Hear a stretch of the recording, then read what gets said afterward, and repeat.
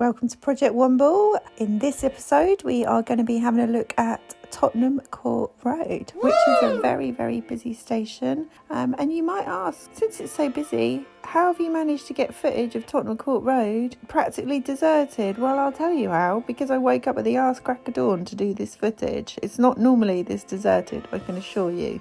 It's named Tottenham Court Road Station because it is situated on Tottenham Court Road. It's actually on the crossroads where Oxford Street, New Oxford Street, Tottenham Court Road and Charing Cross Road intersect. Fun little street fact for you. Tottenham Court Road is named Tottenham Court Road after Totten Manor because there was an old manor house here back in the Middle Ages when all of this was fields. As is customary on Project Womble, we will look at a little station summary. So Tottenham Court Road's on 3 lines, the Central Line, Northern Line and the newly opened Elizabeth Line. It's in Zone 1, it's extremely central. There's 6 platforms on the Tube Network part and there's an extra 2 platforms on the Elizabeth Line part. It opened in the year 1900, like I mentioned before, and the Elizabeth Line part opened in 2022. It falls under the area of Camden, which surprised me actually because it's so central it almost feels like it falls under Westminster, but it's just on the border between Camden and Westminster, and the postcode falls under Camden, as does much of Tottenham Court Road. And it serves the area of St Giles, which is quite a famous area, very famous for like the St Giles Rookery, famously depicted in William Hogarth's painting Gin Lane, which we'll chat about later. And while we're on the subject of art, let's have a look at the art in the station concourse. This piece we're looking at now is a piece by Daniel Burren, and it's called Diamonds and Circles. I'm quite a fan. I like the vibe. This is my kind of art. You know my kind of art by now. If you've been a member of the Womble community for a while, you'll know I like this funky art. Then in the central and the northern parts of the underground, there's some absolutely fabulous mosaics, which we'll look at the end. But for now, we're going to start our tour. We're going to do a little loop around Soho. We're going to have a little bit of a chat. We're going to look at some famous streets, some blue plaques. We're going to talk about history. We're going to talk about women's history. We're going to talk about art. We're going to look at some beautiful listed buildings and talk about architecture. We're going to go through some funky famous London streets and talk about history and music history. And then we are going to circle back to the station. Should take about 20 minutes, half an hour to get round. The actual walk itself is about an hour and a half, but I'll speed up the footage, I'll chat, I'll cut bits out, I'll add bits in. And come join me. Let's have a little tour of Soho. Okay, first up on our little tour is the Dominican Theatre, which is just across there. It's covered in scaffolding, so it's not much to look at right now, but it is a Grade 1 listed building and it's very palatial and beautiful inside. Previously on that site was the Horseshoe Brewery, which, story time, was the site of the Great Beer Flood, which was a very tragic event culminating in the death of 8 people, all women and children. And so the Great Beer Flood happened in 1814. This area, a poor area, lots of houses all built closely together, and there was a brewery here on the corner. Now, it was quite a successful brewery and they brewed a beer called Porter, and there was huge vats. And on this particular day, on the 17th of October, one of these vats broke and a massive tidal wave of beer spilled out, and the force of 320,000 gallons of beer just ripped through the buildings, knocked walls down. People were, killed, either drowned in the flood or killed by falling rubble and buildings. And it was a very overcrowded slum area, and people were sort of living in basements and things. And obviously the beer flooded into the basements and they died. So quite a tragic tale. And this road we're walking down now is called New Oxford Street, and the beer would have come all the way down here in a massive tidal wave. I mean, you can't even imagine it, can you? This building right in front of us here, number 53 New Oxford Street, a Grade 2 listed building. It's been here since 1830. It is called Hazelwood House. Absolutely stunning building. It sells walking sticks and umbrellas, and inside it's got like a proper sort of Edwardian shop counter, and I love all this signage that's remained there. I mean, it's listed, it has to stay there, but what an absolute beautiful looking building. It's on the corner of Shaftsbury Avenue, which is a very famous London street, which we're going to head down now, but we get street points because Shaftesbury Avenue, named after the Earl of Shaftesbury, the 7th Earl of Shaftesbury. We saw him, didn't we? He was the guy that we saw when we did Temple Station. He's the guy that set up the cabman shelters. We liked him, didn't we? Got our first blue plaque here. Fanny Wilkinson, Britain's first professional female landscaper. So we get power points because it's a girl plaque. Fanny Wilkinson, she lived a life of activism and campaigning for green spaces in London, a bit like Octavia Hill. Do you remember we saw Octavia Hill when we did Baker Street? She was the lady that formed the National Trust, and Fanny Wilkinson was of a similar ilk, similar campaigner. This building I'm showing you right here, the sort of orange building, this is called Central St Giles, and it was designed by renowned Italian architect Renzo Piano. He's the guy that went on to design the Shard. This was built in 2010, so it's not listed or anything, it's too new for that, but it is a notable building, and it cost £450 million to build. I mean, can you imagine? It's wild, right? Opposite that, we've got the Shaftesbury Theatre, which is a famous theatre which opened in 1911. And it was actually the last theatre to be built on Shaftesbury Avenue. It was designed by renowned and leading architect Bertie Crewe. This guy, he's responsible for a lot of theatres in London. It's beautiful, isn't it? It's grade 2 listed, so it gets grade points. And then we're just going to cross the road to find another grade 2 listed building, which is this one, St Mungo's Housing. This has been here since 1860, and the architect was Edward Middleton Barry. We saw him in Temple. Do you remember this guy? Charles Barry's son. Charles Barry's the guy who was responsible for the Houses of Parliament. It was a parish school for children, and then it went on to be a soup kitchen for the Drury Lane slums. The road we're on now is called Endell Street, and the reason I'm taking you down here is because this is the site of the famous Endell Street Hospital, which was a military hospital, a World War I military hospital, but it was very unique because all the staff that worked there were female. It was set up by two amazing ladies, Louisa Garrett Anderson and Flora Murray, who, if you look them up, are such interesting characters. So I highly recommend looking up these two legends. There's a little plaque there. It's a block of flats now, so the plaque just marks where the hospital used to be. We're heading down towards St Giles now, sort of Covent Garden area. I'll insert a map so you can see where we are, but obviously, as I said before, Tottenham Court Road is very central.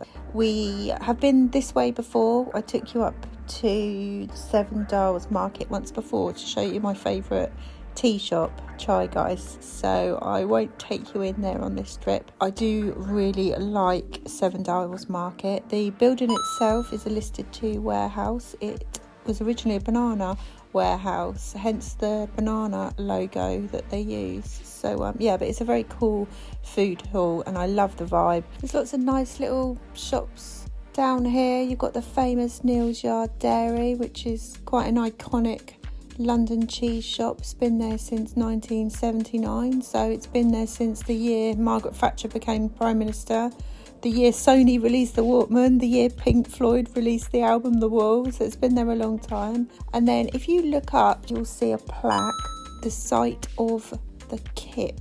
There was a lodging house along here called Tom Farmer's, better known as the Kip.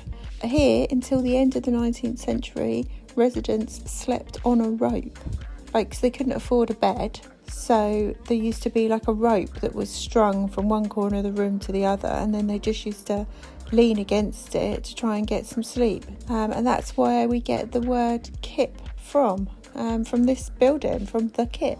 I need to get some kip. Interesting, right? Along here we've got another blue plaque, that pub, the Crown, there's a blue plaque there, 43 Montmouth Street, established in 1833. Here we've got the Seven Dials Sundial, which was erected in 1690 by Thomas Neal. Thomas Neal was the guy that laid all these streets out in an attempt to smarten it all up, because this was all slum area, pretty rough around the edges. This central sundial links the streets. I'll insert a picture so you'll see what I mean. So you've got Monmouth Street, Earlham Street, Mercer Street and Shorts Garden all sort of intersecting here. This sundial isn't the original one. This is a replica that was erected in 1989, but you get the idea. We're heading up Mercer Street now. The road at the end there is Shaftsbury Avenue. We're going to cross over there.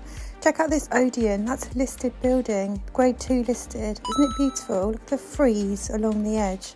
We're just going to go past this building because there's a gorgeous little pocket park that I want to show you called Phoenix Gardens. We get green points for this because it's a nice green space. We also get screen points because this is where they filmed the 2019 film Last Christmas. And we get art points because tucked away inside here is a piece of street art by the artist Styx. We saw Styx when we did Hoxton and when we did Liverpool Street. So he's a prolific London artist and I love this piece. Definitely worth a Womble, definitely worth a look. Phoenix Garden is right next to the churchyard of St Giles in the Fields, which is a grade 1 listed building. You know I love my grade 1s. It's been a church on this site since 1101. 1101. Used to be a leper hospital. If you ever come across a church or a building or whatever called St Giles, it's usually something to do with lepers, leper hospital, etc. because St Giles was the patron saint of lepers. While we're on the subject of St Giles, I want to tell you about Gin Lane, which is a etching by the artist William Hogarth. This piece of art was created in 1751. So, cast your minds back, it's 1751. Samuel Johnson has just started writing the English dictionary, the Bow Street Runners have just been formed, and gin is cheaper than beer. This led to the London gin crisis, which really hit the areas such as St Giles, where people chose to drink to escape the harsh realities of life in the slums. And this painting illustrates that. It's a very powerful representation of the darker side of urban living. I don't know how well you can see the image. I guess it depends what device you're watching this YouTube video on, but I would highly recommend looking up this piece if you're not familiar with it. It's quite a chaotic scene. Your eye gets drawn to the centre of the picture where you can see this woman. She's sozzled, she's getting a bit of snuff out of a snuff box, and her baby that she's obviously been nursing because she's half dressed with her boobs out, is obviously falling. She's so inebriated that she's lost grip of her child. And also in the picture, you've got this half dead, possibly dead skeletal man here, drunk. You've got a woman feeding gin to her baby. You've got a woman who can't walk, so she's been wheeled along in a wheelbarrow and someone's feeding her gin. You've got people at the pawnbrokers pawning all their bits and pieces. You've got a man hanging from the rafters here. It looks like it's a barber's. Perhaps he's out of business because no one really cares about their hair anymore, so he's hung himself. It's brilliant. I love this piece. You could stare at it for hours, finding little bits and pieces. Oh, there's some kids. There's a little boy here, look, who's obviously hungry and he's sharing a bone with a dog. Contextually, a different time in history, but it does remind me of that scene in Oliver where Fagin says to the boys, "Shut up and drink your gin." I love that scene. These sausages are mouldy! Shut up and drink your gin! Should have got an Oscar for that. Absolutely should have got an Oscar. Anyway, I digress. It's a powerful, very famous image. So famous, actually, that in 2001, Mark Rosen actually redid it and did an image called Cocaine Lane, which I'll put in and I'll do a side-by-side because I think it's genius. It's brilliant.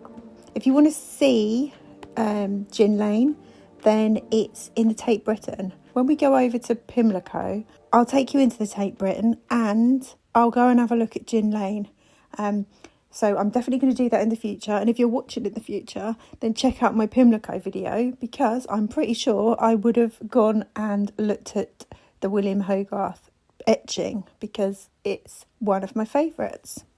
I hope you enjoyed that little chat about St Giles and Gin Lane. I love my art and my art history. We're just walking along St Giles High Street here, past St Giles Church, which is a Henry Flitcroft church. Just to my left there is Flitcroft Street, which is next to the extremely famous Demark Street, named after Prince George of Denmark. It was developed in the late 17th century. Nowadays is famous for rock and roll history. Brace yourselves, it's got 8 grade 2 listed buildings on it. It's a tiny little street, 8 grade 2 listed buildings. So number 5, 6, 7, 9, 10, 20, 26 and 27 are all grade 2 listed. This building we're looking at here is called Regent Sound. This is famous for the Rolling Stones recording in here. Next door to that, at number 5, we've got a blue plaque for Augustus Siebe, who invented the diving helmet. Next door to that, at number 6, apparently Elton John sat on the roof, kicked off some moss while waiting for somebody, and came up with the lyrics for your song. Apparently. Number 6 is also linked to the Sex Pistols and Malcolm McLaren. There's so much rock and roll history on this tiny little street. This shop here called the Lower Third, it's linked to David Bowie.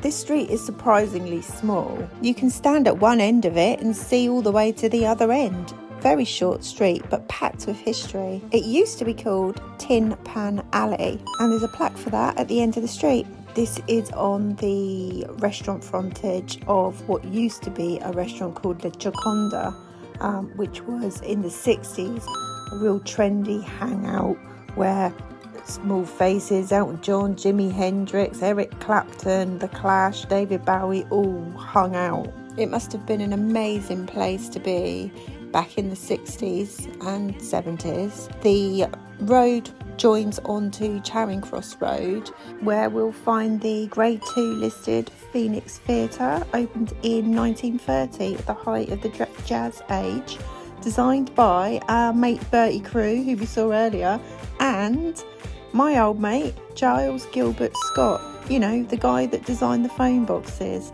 And then opposite we've got this, St Martin's School of Art. Now, if I told you she came from Greece, she had a thirst for knowledge, she studied sculpture at St Martin's College, would you know what I was talking about? I bet you would. This college is absolutely iconic. It's not a college anymore, it's a bookshop, it's Foyle's bookshop. I've actually been in there. I went in there when we did Charing Cross. Was it Charing Cross? Might have been Covent Garden. St Martin's School of Art is actually moved now. It's over by King's Cross. We did King's Cross. It's over by Granary Square. And back in the day, this would have been the place. It really would have been the place. 60s, 70s, 80s, even 90s. This would have been a really cool place to bump into some fashion designers. This college has seen some fabulous alumni pass through its doors. Mary Quant, John Galliano, favourite of mine. Stella McCartney went here. Alexander McQueen went here. Again, another favourite of mine. It's a stunning bookshop now, massive bookshop. There's a cafe in there. It's absolutely brilliant. I would highly recommend popping in. We are well over halfway into our journey now. I will insert a little map so you can see where we are. We're right in Soho now, just about to turn into Manet Street. We're heading towards Greek Street because there's a couple of blue plaques down here. There's a lovely Soho mural under it. It's lovely, isn't it? I'm not sure of the artist. If you know, let me know down in the comments. On to a Greek Street because at number 12 there's a plaque for Josiah Wedgwood, who was, you know, Wedgwood pottery guy. He was known for his concern about the environment, so ahead of his time, and he was also a supporter of the abolition of slavery. Next up, we've got a plaque for Dr. John Snow, who we talked about when we did Oxford Circus, when we did the Broad Street Pump. He was the guy who was linked to the cholera epidemic, and he discovered that cholera was waterborne, not airborne. Do you remember this guy? This street we're walking down now is Frith Street. This is right in the middle of Soho. This road runs parallel to Greek Street and they all link at the bottom with Soho Square, which we're headed to next. But before then, we've got one last blue plaque here, which is for William Hazlitt. Hazlitt was mates with Wordsworth and he's considered to be one of the greatest critics of the 19th century. But he died here, died in poverty, and he was in debtor's prison prior to that. Beautiful building, isn't it? Number 6. Absolutely stunning. This building we're looking at now is the House of St Barnabas, which is a grade 1 listed building. You know I love my grade 1s. It was founded in 1846 as a home for fallen women aimed at providing refuge and support for women who face challenges, particularly those who have been involved in sex work. Outside it's got one of these cool little penny chutes where you can put money down the chute to donate. I tried it out, it was still working. Super cute. We're now heading into Soho Square, which is ordinarily a hive of activity, but I did film this early in the morning, so it's deserted. This was laid out in the 1680s, so I mean it goes way back. You think King Charles II was still on the throne then. There's a statue of him in the square. There he is, look, Charlie boy. This little Tudor structure in the middle, it's not actually Tudor. It's been there since the 1920s, so definitely not Tudor. It is listed. All it is it's like an ornate thing that is a decorative way of hiding like an electrical box.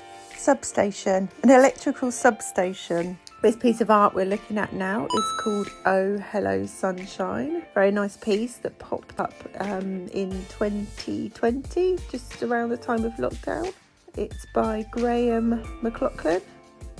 And then just across from there, we've got an interesting plaque that I want to show you. While I've got you, if you look up, see that peachy coloured building?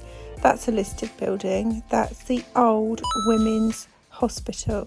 It's grade 2 listed, so we get grade points, but I'm also going to give it power points because it's a women's hospital.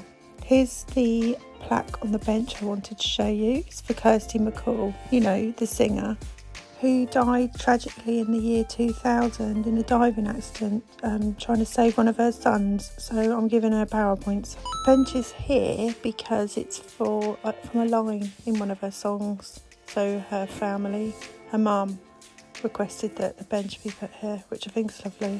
And next plaque is just across the road. It's a blue plaque for Jamaican nurse Mary Quant, and she lived in this house and wrote her autobiography in this house. Her autobiography was published in 1857 and it was the first autobiography published by a black woman in Britain, and she was an absolute legend, so she gets power points.